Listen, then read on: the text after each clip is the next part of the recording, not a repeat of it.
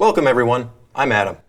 And in this problem, we're going to be solving the equation sine x minus 2 equals to cosine x minus 2, and specifically finding all solutions on the interval from 0 to 2 pi. So taking a look at this, in solving these equations, we want to follow the same basic algebraic steps as far as isolating the trig functions on one side and bringing our constants over to the other. So to start, we see we have a negative 2 on both sides. So we'll go ahead and add a constant 2 to both sides, leaving us with sine x equals cosine x.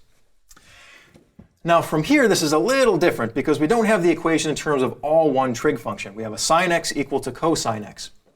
Now to start, following what we said we kind of want to bring all trig functions to one side set equal to some constant, or at least that's what we've been doing so far.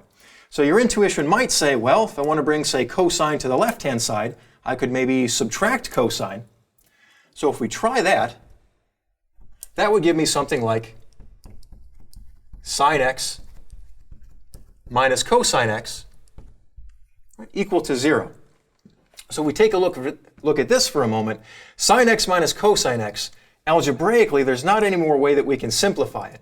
We don't have any fundamental trig identities that'll help us simplify this either. So there's not really too much we can do with that. But that's okay. Sometimes when solving equations, you try something, doesn't work, go back and try something else. So we're not going to go about it that way. Go back to our original equation here, sine x equals cosine x. There's really two ways to proceed. The non-technical way would be kind of a guess and check method. If we look at this, again, in solving this equation, what we're looking for is angles or values x that if I plug it into sine and cosine, make the equation true. Or in other words, what angles give me sine and cosine values that are equal to each other. But we're going to try and do this a little more analytically. So continue trying to solve the equation. Well, like we said, we're going to bring the trig functions over to one side, set equal to some constant. Well, we subtracted cosine, didn't quite work. What else could we do? Well, we can subtract it, or we could divide both sides by cosine. And that'll leave us with,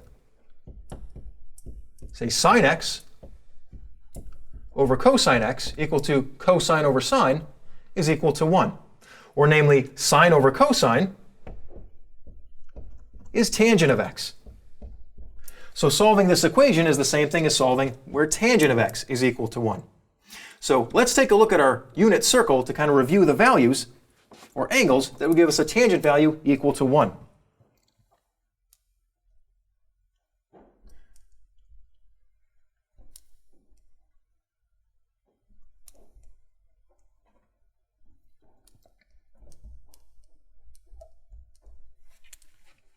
So reviewing our values, when is tangent equal to 1? Well, kind of like we said over here, that's when sine and cosine are the same. Namely, that's going to be at pi over 4,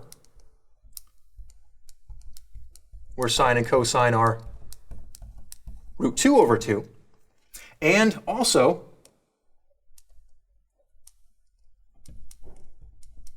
being that tangent is equal to positive 1, angle 5 pi over 4, where sine and cosine are negative root 2 and negative root 2 over 2. Okay, so what do we do from here? Now we want all angles that give us a tangent value equal to 1 on the interval from 0 to 2 pi, which is essentially what we have here. Walking away around the unit circle from 0 to 2 pi,